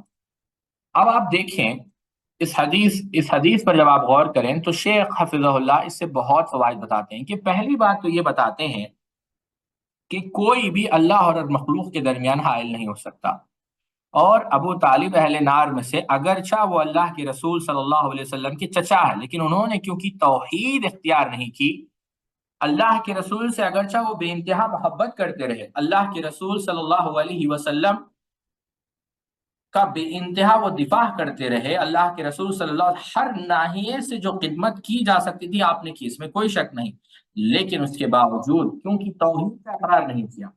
یہاں پر دیکھیں ابو طالب کو محبت محمد سے تھی صلی اللہ علیہ وسلم، لیکن محبت کس سے ہونی چاہیے تھی؟ محمد رسول اللہ صلی اللہ علیہ وسلم سے، صرف اپنے بھتیجے سے نہیں۔ اس بات پر ان کو ایمان لانا چاہیے تھا کہ یہ اللہ کے رسول ہے صلی اللہ علیہ وسلم، اور کلمہ توحید کا اقرار کرنا چاہیے تھا، جو انہوں نے نہیں کیا۔ دوسری بات پر آپ یہ بھی غور کریں کہ بری صحبت کا اثر دیکھے ساتھی، مرتے دم تک بھی ان کے برے دوست تھے، وہ برے دوست وہاں پر تھے جس کی وجہ سے دیکھیں، یہ غور کر، یا ایھا الذین آمنوا اتقوا اللہ وکونوا مع الصادقین، اللہ تعالیٰ نے کیا کہا کہ تقویٰ تو اختیار ہو جاتا ہے، لیکن بقائے تقویٰ کے لیے ضروری ہے کہ انسان نیک لوگوں کی صحبت اختیار کرے۔ اللہ کے رسول صلی اللہ علیہ وسلم کیا کہا، الرجل کہ آدمی جو ہے المرء علی دین خلیلہ فلینظر من یخاللہ، کما قال، کہ آدمی اپنے صاحب یعنی اپنے دوست کے دین پر ہوتا ہے، تو دیکھو کہ تم کس سے دوستی کر رہے ہو۔ یہ جو دوست تھے یہ شیطان سے بھی بدتر نکلے، جو آخری وقت تک آپ کو کفر پر ثابت قدم رہنے کی نعوذ باللہ من ذالک جو ہے تلقین کر رہے ہیں، ٹھیک ہے۔ اور ایک بات یہ بھی پتا چلی کہ یہ جائز نہیں کہ ہم مشرک کے لیے دعا کریں، کفار کے لیے دعا کریں، ٹھیک ہے۔ اور یہ بھی بات پتا چلی کہ توفیق جو ہے اللہ کے ارادے کے بغیر ممکن نہیں، ٹھیک ہے۔ اور دیکھیں آپ کہ اگر آبا و اجداد سے غلطی ہوتی ہے تو ان کی اتنی بھی تعریف نہ کی جائے، یعنی اگر دیکھیں عبد المطلب سے غلطی ہوئی اگر اسی وقت تک، یعنی ظاہر سی بات ہے عبد المطلب آپ دیکھیں، حالانکہ عبد المطلب غلط راستے پر تھے، اس وجہ سے تو یہاں پر کہا گیا کہ ابو طالب کی جو وفات عبد المطلب کی ملت پر ہے، تو ظاہر سی بات ہے عبد المطلب کی جو ملت ہے یا مذہب تھا وہ سیدنا ابراہیم علیہ السلام کے مذہب سے ہٹا ہوا تھا۔ ایک بات یہ بھی پتا چلے کہ انما الاعمال بالخواتیم، کہ اعمال کو دار و مدار خاتمے پر ہے، ٹھیک ہے۔ یہ حدیث ان کا بھی رد کرتی ہے جو یہ کہتے ہیں کہ عبد المطلب اور عبد المطلب کی اولاد یا آبا و اجداد دین پر تھی، یہ بات غلط ہے، ٹھیک ہے۔ تو یہاں پر یہ بات جو ہے سمجھنا چاہیے، یہ نکات ہیں، انشاءاللہ اور بھی نکات کبھی تفصیل سے ہم بیان کریں گے، آپ ابن حجر کی فتح الباری پڑھیں تو اور بھی نکات آپ کو معلوم ہوں گے انشاءاللہ۔ چلیے 27ویں حدیث پر ہم چلتے ہیں۔ بارک اللہ فیکم۔ اب دیکھیں اس حدیث میں شفاعت کا ذکر ہے، اور یہ حدیث بھی بخاری میں موجود ہے، اور یہ بھی کافی جو ہے یوں سمجھے آپ کافی پیاری حدیث ہے، سبحان اللہ۔ کہتے ہیں امام بخاری رحمۃ اللہ علیہ، حدثنا عبد العزيز بن عبد الله قال حدثني سليمان عن عمرو بن ابي عمرو عن سعيد بن ابي سعيد المقبري وعن ابي هريره انه قال قيل يا رسول الله من اسعد الناس بشفاعتك يوم القيامه قال رسول الله صلى الله عليه وسلم لقد ظننت يا ابا هريره الا يسالوني عن هذا الحديث احد اول منك لما رأيت من حرصك على الحديث أسعد الناس بشفاعتي يوم القيامة من قال لا إله إلا الله خالصا من قلبه أو نفسه أو كما قال النبي صلی اللہ علیہ وسلم، کہ سیدنا ابو ہریرہ کہتے ہیں کہ میں نے اللہ کے رسول سے کہا، اللہ کے رسول صلی اللہ علیہ وسلم قیامت کے دن آپ کی شفاعت سے سب سے زیادہ سعادت کیسے ملے گی، یعنی جو چیز سعادت ملے گی کسے ملے گی؟ تو اللہ کے رسول صلی اللہ علیہ وسلم نے فرمایا، اے ابو ہریرہ مجھے یقین تھا کہ تم سے پہلے کوئی اس کے بارے میں مجھ سے دریافت نہیں کرے گا، کیونکہ میں نے حدیث کے متعلق تمہاری حرص دیکھ لی تھی۔ سبحان اللہ! دیکھیں، غور کریں یہاں پر، حدیث خود اللہ کے رسول کہہ رہے ہیں کہ حدیث کی حرص تمہارے پاس موجود تھی۔ سبحان اللہ! یعنی اللہ کے رسول تعریف کر رہے ہیں ابو ہریرہ کی، یعنی جو طالب علم ہے، جو حدیث کا طلبگار ہے، وہ دنیا کی سب سے اعلیٰ چیز کا طلبگار ہے، غیر معمولی فضیلت ہے۔ اللہ کے رسول صلی اللہ علیہ وسلم نے کیا کہا؟ سنو، قیامت میں سب سے زیادہ فیض یاب میری شفاعت سے وہ شخص ہوگا جو سچے دل سے، یا سچے یعنی یوں سمجھے دل سے یا اپنے نفس سے یا اپنے قلب سے کیا کہے گا؟ لا الہ الا اللہ کہے گا۔ کیا کہے گا؟ لا الہ الا اللہ کہے گا۔ ٹھیک ہے؟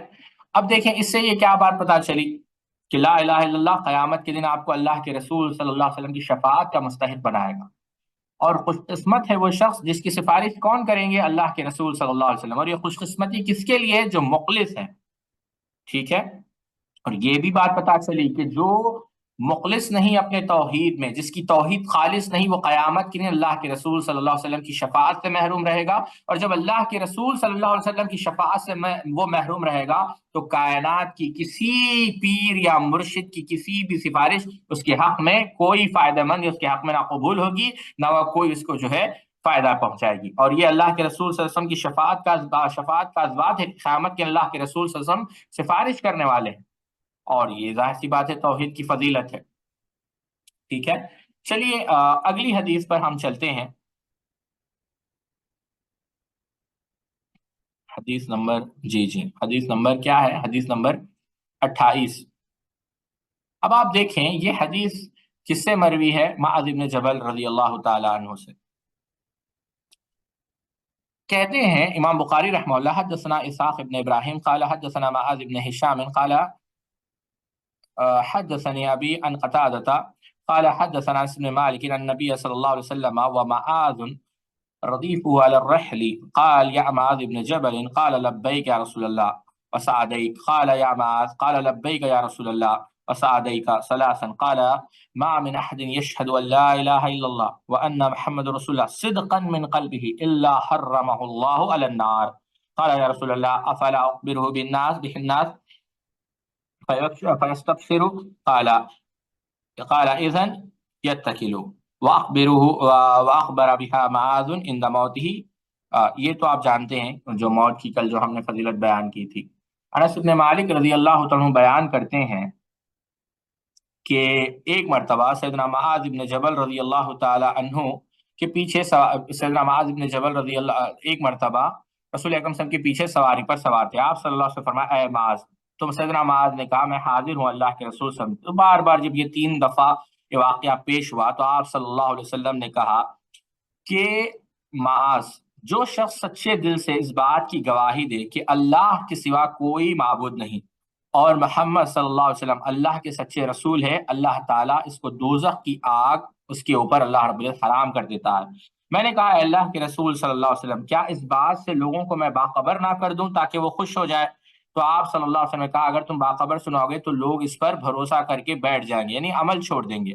سیدنا معاذ بن جبل رضی اللہ تعالیٰ عنہ انتقال کے وقت بھی جو ہے آپ رضی اللہ تعالیٰ عنہ اس حدیث کو آپ سنایا کرتے تھے۔ اب اس حدیث سے بھی آپ دیکھیں بہت ساری چیزیں معلوم ہوتی ہے ساتھیوں۔ پہلی چیز تو آپ یہ دیکھیں کہ معاذ بن جبل رضی اللہ تعالیٰ عنہ کوئی معمولی صحابی نہیں ہے۔ اگر آپ دیکھیں گے تو سبحان اللہ بہت ساری حدیث ہیں، اگر یہاں سے صرف بات تھوڑی لمبی ہو جائے گی لیکن میں سمجھتا ہوں کہ یہ کافی جو ہے فائدہ مند رہے گی۔ اور معاذ بن جبل رضی اللہ تعالی عنہ کی نصیحت خاص کر اگر آپ امام ابو نعیم رحمۃ اللہ علیہ کی ہلیۃ الاولیاء پڑھیں گے تو آپ کو کافی ساری نصیحتیں وہاں پر ملیں گی، مختلف الفاظ کے ساتھ۔ سیدنا معاذ بن جبل نے جو توحید کی فضیلت مثال کے طور پر آپ اس حدیث کو سامنے رکھیے جس کی امام ابن حنبل رحمہ اللہ نے مسند کے اندر نقل کیا ہے، جس میں راوی سیدنا معاذ بن جبل ہے، لیکن الفاظ کیا ہے کہ اللہ کے رسول صلی اللہ علیہ وسلم نے کہا من لقی اللہ لا یشرک به شیئا یصلی الخمس وصوم رمضان غفر له قلت افلا ابشرهم یا رسول اللہ قال دعهم يعملوا۔ کہا اللہ کے رسول صلی اللہ علیہ وسلم نے کہ جو اللہ سے ملاقات کرتا ہے اس حالت میں اس نے شرک نہیں کیا۔ اب یہاں پر دیکھیں 5 نمازوں کا بھی ذکر ہے، رمضان کے روزوں کا بھی ذکر ہے، یعنی فرائض کو ادا کر رہا ہے۔ پورے حدیث کے طرق کو آپ دیکھیں تو اس کو اللہ رب العزت معاف کر دے گا، یعنی اللہ رب العزت اس کی گناہوں کو معاف کر دے گا۔ تو کہا اللہ کے رسول کیا یہ بشارت میں لوگوں کو دوں؟ کہا نہیں، انہیں عمل کرنے دو۔ پھر اس کے بعد آپ دیکھیں یہی بات ابن حبان کے اندر کچھ الفاظ یوں ہے کہ معاذ بن جبل کہتے ہیں کہ اللہ کے رسول صلی اللہ علیہ وسلم نے کہا ما علی الارض نفس تموت لا تشرک باللہ شیئا وتشهد ان رسول اللہ یرجع ذلك الى قلب مؤمن الا غفر لها۔ یہاں پر یقین کا لفظ آیا ہے کہ کوئی روح یا کوئی نفس زمین پر ایسی نہیں جو بغیر شرک کے مرتی ہے، یعنی شرک کیے ہوئے بغیر اپنے خالص توحید کے ساتھ مرتی ہے اور میری رسالت کی بھی گواہی دیتی ہے یقین کے ساتھ، تو اللہ رب العزت اس کے گناہوں کو معاف کر دیتا ہے۔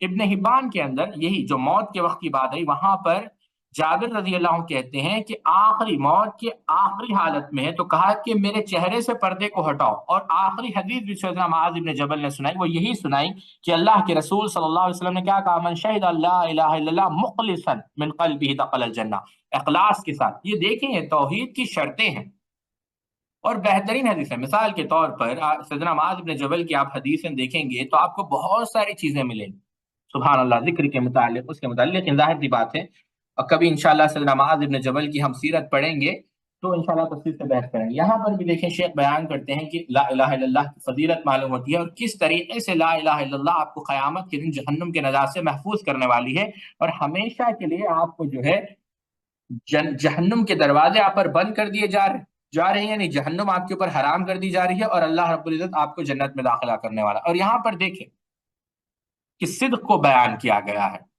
یعنی صدق، اخلاص، یقین، یہ شرطیں ہیں، بات کو سمجھیں، یہ کیا ہے؟ یہ شرطیں ہیں۔ جیسا صدق ہے، صدق کیا ہے؟ صدق جھوٹ کا انکار کرتا ہے، اخلاص ریاح کا انکار کرتا ہے، یقین شک و شبہات کا انکار کرتا ہے۔ سمجھ رہے ہیں میری بات؟ تو جب وہ صدق کے ساتھ، منافق دیکھیں صدق نہیں ہے کہ نہیں؟ منافق بھی تو کلمہ پڑھتا ہے، لیکن کیا اس کا کلمہ، کیا اس کا لا الہ الا اللہ اس کو نفع دے گا؟ بالکل بھی نہیں۔ کیوں؟ یہ شرائط اس کے اندر نہیں ہے، اخلاص نہیں ہے، یعنی صداقت نہیں ہے، یقین نہیں ہے، ٹھیک ہے؟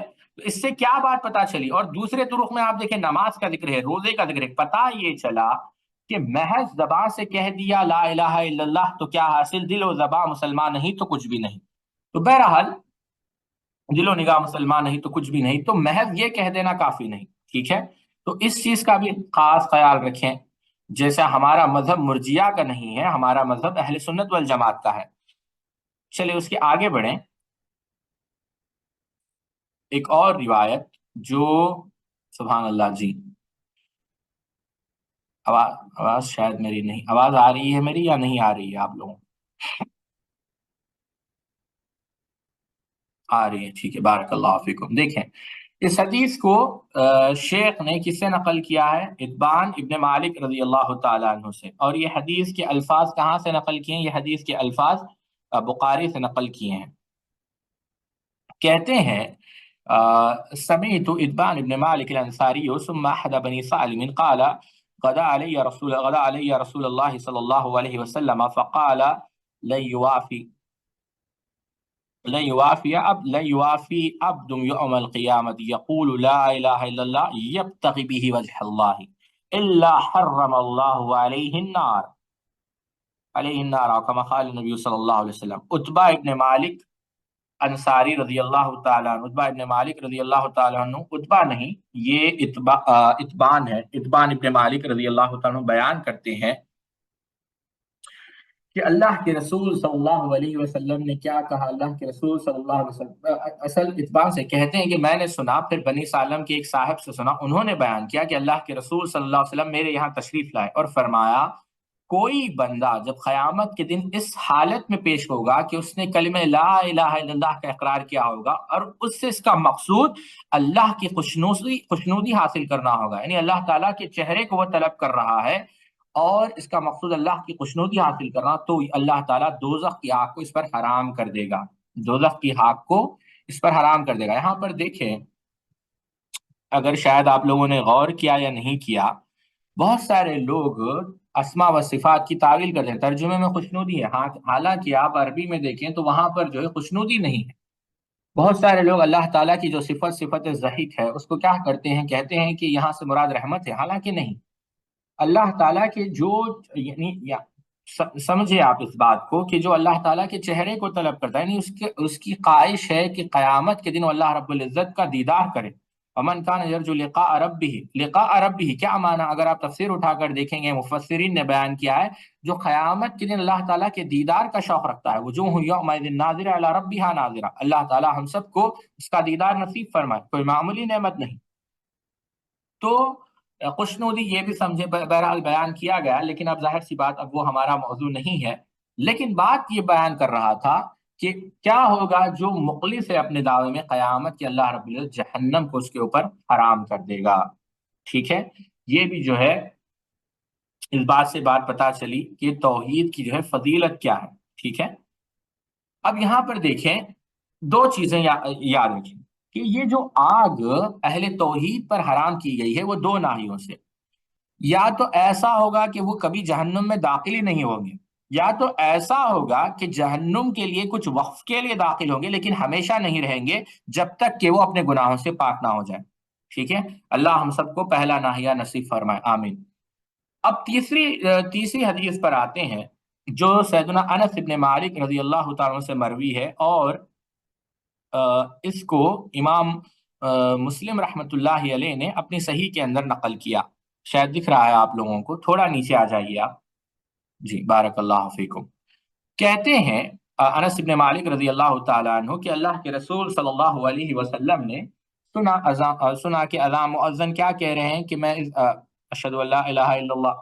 تو کہا کہ اللہ کے رسول صلی اللہ علیہ وسلم نے کہ اللہ رب العزت نے اس کو جہنم سے آزاد کر دیا، یعنی خارج، یعنی جہنم سے وہ جو ہے آزاد ہو گیا.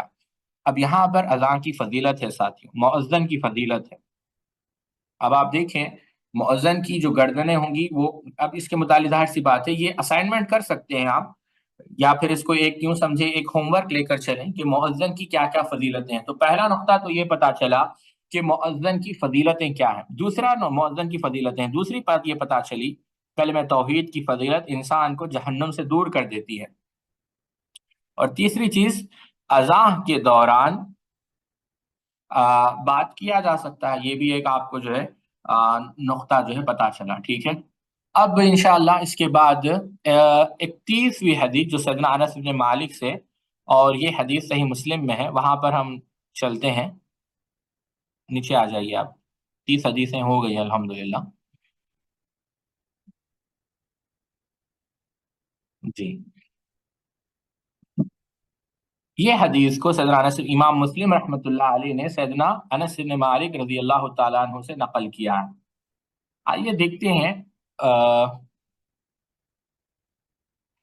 حدیث کیا ہے. کہتے ہیں سیدنا انس بن مالک رضی اللہ تعالیٰ عنہ ان النبی صلی اللہ علیہ وسلم قال يخرج من النار من قال لا الہ الا اللہ وكان في قلبه من الخير ما يزن شعرة ثم يخرج من النار من قال لا الہ الا اللہ وكان في قلبه من الخير ما يزن برة ثم يخرج من النار من قال لا الہ الا اللہ وكان في قلبه من الخير ما يزن ذرة اور كما قال النبی صلی اللہ علیہ وسلم. کہتے ہیں اللہ کے رسول صلی اللہ علیہ وسلم نے کہا اس شخص کو آگ سے نکال دیا جائے گا جس نے لا الہ الا اللہ کہا اور اس کے دل میں ایک جو یعنی ایک کیا کہتے ہیں جو کے وزن کے برابر جو ہے خیر ہو. پھر فرمایا اس شخص کو آگ سے نکالا جائے گا جس نے لا الہ الا اللہ کہا اور اس کے دل میں گندم کے دانے کے برابر خیر ہو.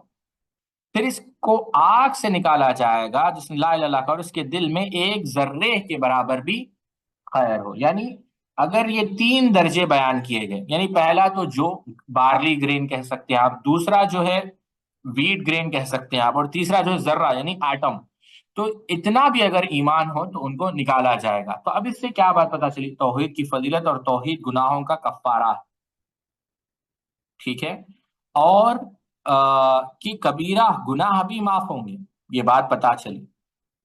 جیسے خوارج اور معتزلہ کے مذہب کا رد ہے. اور اس سے یہ بھی بات پتا چلی کہ ایمان کے الگ الگ درجات ہیں، کسی کے پاس جو کے برابر، کسی کے پاس گندم کے برابر، کسی کے پاس ذرے کے برابر. تو پتہ یہ چلا کہ ایمان بڑھتا بھی ہے اور ایمان گھٹتا بھی ہے، اور ہر ایک کا ایمان برابر نہیں، یہ مرجیہ کا رد ہے.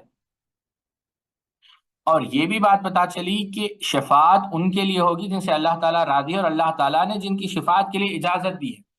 تو یہ کیا ہے، پہلے تو اجازت ہو اور پھر اللہ تعالیٰ راضی ہو تبھی جو ہے ان کی شفاعت ہوگی، ٹھیک ہے؟ اور اللہ تعالیٰ کس سے راضی ہوگا؟ جو توحید سے راضی ہوگا، توحید کے علاوہ جو ہے اللہ تعالیٰ جو مشرک ہے اس سے کبھی راضی نہیں ہوگا۔ اور اللہ تعالیٰ کی رحمت دیکھیں کہ ادنا سے ادنا نیکی رہنے، ذرہ برابر بھی نیکی ہو تو اللہ رب العزت ان سے کہاں نکال رہا ہے؟ اللہ رب العزت ان کو جہنم سے نکال کر جنت میں داخل کر رہا ہے۔ چلیے حدیث نمبر جو 32 ہے ہم اس میں چلتے ہیں۔ یہ حدیث کو امام مسلم رحمت اللہ علیہ نے نقل کیا جی۔ یہ کافی طویل حدیث ہے ساتھیوں، ویسے یہ جو حدیث شیخ نے نقل کی ہے جو آپ کو اسکرین پر دکھ رہی ہے کافی طویل حدیث ہے، یا دیکھیں ڈاٹ ڈاٹ جو آپ کو دکھ رہا ہے اس کا مطلب حدیث کا ایک ٹکڑا یہاں پر شیخ نے نقل کیا ہے، پوری حدیث نہیں، ہم وہی ٹکڑا رکھیں گے تاکہ جو ہے بات طویل نہ ہو۔ اور اس حدیث کو امام مسلم نے، جیسا ہم نے ذکر کیا، کہتے ہیں حدیث کا جو ٹکڑا ہے ثم اقر له ساجدا فيقول فيقال لي يا محمد ارفع راسك وقل يسمع لك وسل تؤتى واشفى تشفى فاقول يا ربي اذن لي في من قال لا اله الا الله قال ليس ذاك لك او قال ليس ذاك اليك ولكن وعزتي وكبريائي وعظمتي وجبريائي لا اخرجن من قال لا الہ الا اللہ۔ تو یہ جو قیامت کے دن کا منظر ہے کہ اللہ کے رسول صلی اللہ علیہ وسلم شفاعت کریں گے، انبیاء کی طرف جایا جائے گا، یہ پورا آپ جانتے ہوں گے، معروف حدیث ہے، اس کا ایک ٹکڑا بیان کر رہے ہیں کہ پھر اللہ کے رسول صلی اللہ علیہ وسلم سجدہ ریز ہوں گے، یعنی سجدہ کریں، تو اللہ کے رسول صلی اللہ علیہ وسلم سے کہا جائے گا، یعنی قیامت کے دن حشر کے میدان میں کہا جائے گا اے محمد صلی اللہ علیہ وسلم اپنا سر اٹھائیے اور کہیں، یعنی بات کریے، کیوں؟ اللہ یعنی سے کہا جائے گا اللہ کے رسول صلی اللہ علیہ وسلم سے کہ آپ کی بات سنی جائے گی، اور مانگیں آپ کی دعاؤں کو قبول کیا جائے گا، اور سفارش کریں آپ کی سفارش بھی قبول کی جائے گی۔ تو اللہ کے رسول صلی اللہ علیہ وسلم کہیں گے کہ اے میرے رب مجھے ان کے بارے میں اجازت دیجئے جنہوں نے صرف لا الہ، انہوں نے جو لا الہ الا اللہ کہا۔ اللہ تعالیٰ فرمائے گا یہ آپ کے لیے نہیں، لیکن میری عزت کی قسم، میری کبریائی، میری عظمت اور میری بڑائی کی قسم، میں ان کو بھی جہنم سے نکال دوں گا جنہوں نے لا الہ الا اللہ کہا، یعنی جو بھی لا الہ الا اللہ کہیں گے اللہ رب العزت ان کو جہنم سے نکال دے گا قیامت کی دن۔ اب آپ دیکھیں اس سے بھی کیا بات پتا چلی، توحید کی فضیلت پتا چلی کہ توحید جہنم سے نکلنے کا بہت بڑا سبب ہے۔ پھر آپ دیکھیں اللہ کے رسول صلی اللہ علیہ وسلم کی شفاعت، آپ دیکھیں پھر اللہ کے رسول صلی اللہ علیہ وسلم کا مقام، آپ دیکھیں کہ اللہ کے رسول صلی اللہ علیہ وسلم کو یہ کہا جا رہا ہے کہ آپ بات کریں آپ کی بات سنی جائے گی، آپ دعا کریں آپ کی دعا قبول کی جائے گی، آپ سفارش کریں آپ کی سفارش کو قبول کیا جائے گا۔ لیکن ظاہر سی بات ہے سفارش بھی کب کی جائے گی؟ جب اللہ تعالیٰ کی اجازت ہو۔ اور اس سے یہ بات بھی پتا چلی کہ سجدے میں جو دعا کی جاتی ہے وہ مقبولیت کی، یعنی مقبول ہونے کے زیادہ اس کے امکانات ہیں۔ اور دیکھیں کہ اللہ کے رسول صلی اللہ علیہ وسلم کس قدر اپنی امت سے محبت کرتے تھے، اور کس قدر آپ صلی اللہ علیہ وسلم اپنی امت کو لے کر فکر مند تھے صلی اللہ علیہ وسلم۔ کوئی معمولی مقام نہیں، امت محمدیہ کی فضیلت جو ہم نے موضوع رکھا تھا دیکھا تو یعنی پتہ نہیں، انشاءاللہ ہم دیکھیں گے تو یہ بھی بات پتہ چلتی ہے۔ اللہ تعالیٰ کی صفات کو دیکھیں کہ اللہ تعالیٰ کی کبریائی، اللہ تعالیٰ کی عظمت، یہ پورے صفات جو ہے اس حدیث کے اندر ذکر ہوئے، اور پھر اللہ تعالیٰ کی رحمت کہ جس نے بھی میری وحدانیت کا اقرار کیا ہے میں ان کو جو ہے جہنم سے آزاد کروں گا، ٹھیک ہے؟ چلے حدیث نمبر جو 33 ہے ہم اس پر جاتے ہیں، 32 ہو گئے ہیں جی۔ اب اس حدیث کو امام بخاری رحمت اللہ علیہ نے نقل کیا ہے، صحیح بخاری کے اندر کہتے ہیں حدثنا ابو معمر حدثنا عبد الوارث عن الحسین عن عبد الله ابن بريدة عن يحيى ابن يعمر حدث عن ابي الاسود الدؤلي حدثه عن ابا ذر رضي الله عنه حدثه قال اتيت النبي صلى الله عليه وسلم وعليه ثوب ابيض وهو نائم ثم اتيته وقد استيقظ فقال ما من عبد قال لا اله الا الله ثم مات على ذلك الا دخل الجنه قلت وإن زنى وإن سرق قال وإن زنى وإن سرق قلت وإن زنى وإن سرق قال وإن زنى وإن سرق قلت وإن زنى وإن سرق قال وإن زنى وإن سرق على رغم أنف أبي ذر سبحان اللہ، اور كما قال النبی صلی اللہ علیہ وسلم۔ سیدنا ابو ذر رضی اللہ عنہ کہتے ہیں کہ نبی کریم صلی اللہ علیہ وسلم کی خدمت میں حاضر ہوا تو آپ صلی اللہ علیہ وسلم کا جو جسم مبارک تھا اس پر سفید کپڑا تھا اور آپ سو رہے تھے، پھر دوبارہ حاضر ہوا تو آپ بیدار ہو چکے تھے۔ تو پھر آپ صلی اللہ علیہ وسلم فرمایا جس بندے نے بھی لا الہ الا اللہ کہا، یعنی اللہ تعالیٰ کی توحید کا اقرار کیا، اس کو مان لیا، پھر اس پر وہ مرا تو جنت میں جائے گا۔ میں نے عرض کیا اللہ کے رسول صلی اللہ علیہ وسلم، چاہے اس نے زنا کیا ہو، چاہے اس نے چوری کی ہو؟ آپ نے فرمایا چاہے اس نے زنا کیا ہو، چاہے اس نے چوری کی ہو۔ میں نے پھر عرض کیا اللہ کے رسول صلی اللہ علیہ وسلم، کیا اس نے زنا کیا ہو، چاہے اس نے چوری کی ہو؟ فرمایا جی، اس نے زنا کیا ہو یا اس نے چوری کی ہو۔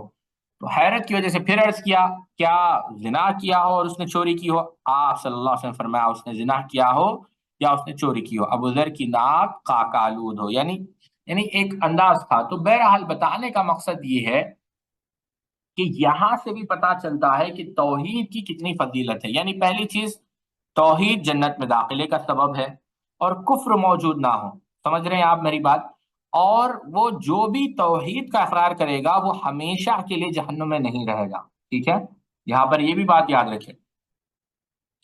اور یہاں پر ساتھیوں ایک نقطہ میں آپ کو بتانا چاہوں گا، یہ جو احادیث آتی ہیں یہ اس معنوں میں نہیں آتی کہ عمل کی ضرورت نہیں ہے، یہ اس معنوں میں آتی ہے کہ یہ اللہ تعالیٰ کی رحمت، کہ اللہ تعالیٰ کا ارادہ اس میں شامل ہے کہ اللہ تعالیٰ جب چاہے کسی بھی امت یا امتیوں میں سے بعض خاص لوگوں کو اپنے فضل سے، اپنے رحم سے معاف کر دیتا ہے۔ یہ اللہ تعالیٰ کا خاص فضل ہے، یہ اس باب میں، یہ اس باب میں بالکل بھی نہیں کہ عمل کی ضرورت نہیں ہے۔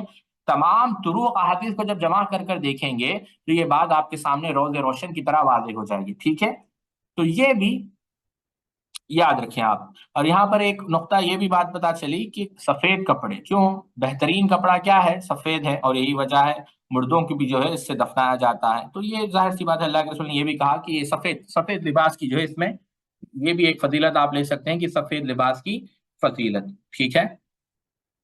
چلیے آگے بڑھتے ہیں، اور ایک جو حدیث نمبر کیا ہے اس میں ابھی کتنے 33 ٹھیک ہے 34 عثمان رضی اللہ تعالیٰ عنہ، سبحان اللہ۔ یہ جو سیدنا عثمان ابن عفان رضی اللہ تعالیٰ عنہ کی حدیث ہے، اس پر آپ غور کریں گے تو یہ حدیث بھی کافی معروف ہے، اور امام مسلم رحمۃ اللہ علیہ نے اس کو نقل کیا ہے۔ کہتے ہیں سیدنا عثمان ابن عفان رضی اللہ تعالیٰ عنہ اور امام مسلم رحمۃ اللہ علیہ نے کتاب الایمان کے اندر اس کو نقل کیا ہے۔ کہتے ہیں حدثنا ابو بکر ابن ابی شیبہ و زہیر ابن حرب کلاہما عن اسماعیل ابن ابراہیم قال ابو بکر حدثنا ابن الیۃ عن خالد قال حدثنا الولید ابن مسلم عن حمران عن عثمان قال قال رسول اللہ صلی اللہ علیہ وسلم من مات وهو يعلم انه لا الہ الا اللہ دخل الجنہ۔ کہتے ہیں اللہ کے رسول صلی اللہ علیہ وسلم نے فرمایا کہ جو شخص مر گیا اور وہ یقین کے ساتھ جانتا تھا کہ اللہ تعالیٰ کے، یعنی جانتا تھا، علم تھا اسے اللہ تعالیٰ کے سوا کوئی عبادت کے لائق نہیں، وہ جنت میں داخل ہوگا۔ وہ کہاں داخل ہوگا؟ جنت میں داخل ہوگا۔ یعنی صرف محض کیا علم اس کے پاس ہو، ایک ہے علم، ایک ہے جاننا، ایک ہے ماننا، اور ایک ہے پہچاننا، تینوں الگ چیزیں ہیں، بات کو سمجھیں۔ ایک ہے جاننا، جانتے تو ہر کوئی ہے، یعنی آپ یہودیوں کو دیکھیے، یعرفون کما یعرفون ابناہم، معرفت تھی ان کے پاس، کس کی؟ اللہ کے رسول صلی اللہ علیہ وسلم کی، لیکن تصدیق نہیں کی۔ علم یعنی علم تو تھا، یعنی معرفت ایک الگ چیز ہے۔ یہاں پر مفسرین نے بڑے لطیف نکات بیان کیے ہیں۔ بات اصل یہ ہے ساتھیوں، غور سے سمجھیں، علم رہنا بے حد ضروری ہے، بغیر علم کے نہیں۔ توحید کیا ہے؟ توحید کا علم مانا، توحید کے شرائط کیا ہے، توحید کے تقاضے کیا ہے، تحقیق التوحید کیا ہے، اس کے درجات کیا ہیں، اس کے مراتب کیا ہے۔ جو یہ جانتا ہے اور یہ جان کر وہ مرتا ہے، یعنی توحید پر اور توحید کے مطابق زندگی گزار کر، تو اللہ رب العزت اس کو جنت میں داخل کر دیتا ہے۔ اس حدیث سے ظاہر سی بات ہے کیا کیا فائدے پتا چلے؟ کہ توحید پر خاتمے کی فضیلت، اور توحید کے لیے ضروری ہے علم۔ دیکھیں آپ، یہ بھی شرط پتا چلی کہ توحید کے لیے علم شرط ہے، اور ضد اس کا انکار، یعنی جاہل نہیں ہونا چاہیے توحید کے مسئلے میں، اسے علم والا ہونا چاہیے۔ فَعَلَمْ أَنَّهُ لَا إِلَهَ إِلَّا اللَّهُ، جیسا اللہ تعالیٰ نے کہا اس توحید کا علم ہمیں حاصل کرنا ہے، اور اعمال کا دار و مدار خاتمے پر ہے، ٹھیک ہے؟ اگلی حدیث پر آپ چلیں، جس کو جو حدیث نمبر 35 ہے، جس کو سیدنا ابو ہریرہ جس کو امام مسلم رحمۃ اللہ علیہ نے روایت کیا ہے، اور سیدنا ابو ہریرہ رضی اللہ تعالیٰ عنہ اس حدیث کے راوی ہے۔ کہتے ہیں سیدنا ابو ہریرہ رضی اللہ تعالیٰ عنہ جو اللہ کے رسول کہتے ہیں کہ اشہد ان لا الہ الا اللہ وانی رسول اللہ لا یلقى اللہ بہما عبد غیر شاک فیہما الا دخل الجنہ. ٹھیک ہے، کہ اللہ کے رسول صلی اللہ علیہ وسلم نے کہا کہ جو شخص، غور سے سنیں اس حدیث کو، جو جیسے میں نے کل بتایا تھا کہ میں گواہی دیتا ہوں، اللہ کے رسول کہتے ہیں میں گواہی دیتا ہوں کہ اللہ کے سوا کوئی عبادت کے لائق نہیں اور میں اللہ کا رسول ہوں. جو بندہ بھی یہ شہادتین ان دونوں کے ساتھ ان میں شک کیے بغیر اللہ سے ملے گا، یعنی یقین کے ساتھ کوئی شک نہیں، وہ ضرور جنت میں داخل ہوگا. وہ ضرور کہاں داخل ہوگا؟ جنت میں داخل ہوگا.